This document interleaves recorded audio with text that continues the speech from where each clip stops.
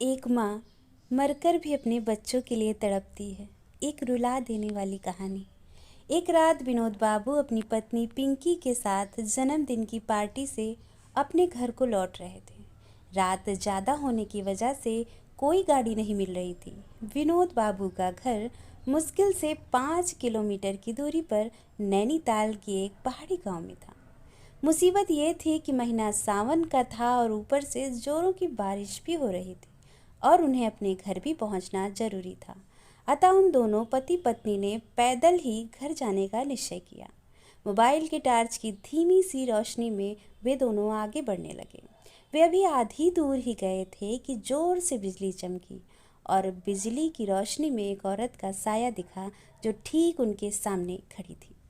इस सुनसान सी सड़क पर रात के अंधेरे में अकेली औरत को देखकर उन्हें डर लगा और मन में तरह तरह के विचार लाने लगे कि कहीं ये कोई, खैर जो भी हो देखा जाएगा। ऐसा सोचते हुए उन दोनों ने अपने कदम आगे बढ़ा दिए, लेकिन बिजली अब बार बार लगातार चमकने लगी थी और उस बिजली की चमक में वो औरत दूर से साफ साफ दिख रही थी। वो औरत उन्हें रुकने का इशारा कर रही थी। उसे देखकर विनोद बाबू की पत्नी की तो हालत ही खराब हो गई थी, लेकिन विनोद बाबू को लगने लगा कि औरत शायद कोई मुसीबत में है।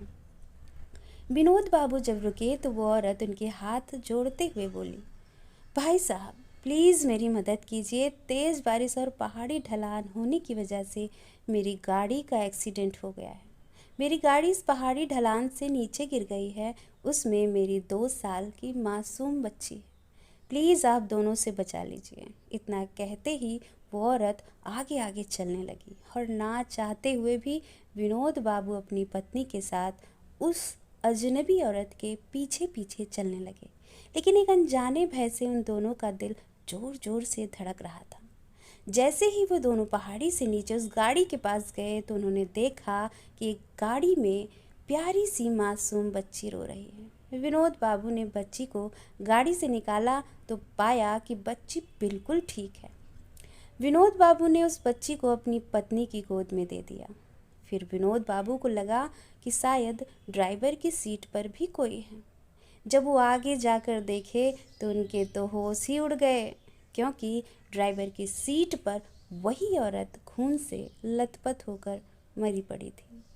विनोद बाबू को अब सब कुछ समझ में आ गया था। वे दोनों पति पत्नी बच्ची को अपनी गोद में लेकर आगे घर की तरफ बढ़ने लगे। रास्ते में उनकी पत्नी ने पूछा, वो औरत कौन थी? फिर वो औरत दिखाई क्यों नहीं दी? कहीं वो कोई? इस पर विनोद बाबू बोले, वो एक माँ थी, मर कर भी अपने बच्चे के लिए तड़पती है जो, वही एक माँ थी वो। दोस्तों, अगर कोई मुसीबत में हो तो उसकी सहायता अवश्य करें। क्या पता आपकी छोटी सी मदद किसी की ज़िंदगी बचा ले। दोस्तों, अगर ये वीडियो आपको पसंद आया हो तो वीडियो को लाइक करिएगा और चैनल को सब्सक्राइब करना मत भूलिएगा। कहानी सुनने के लिए आपका बहुत बहुत धन्यवाद।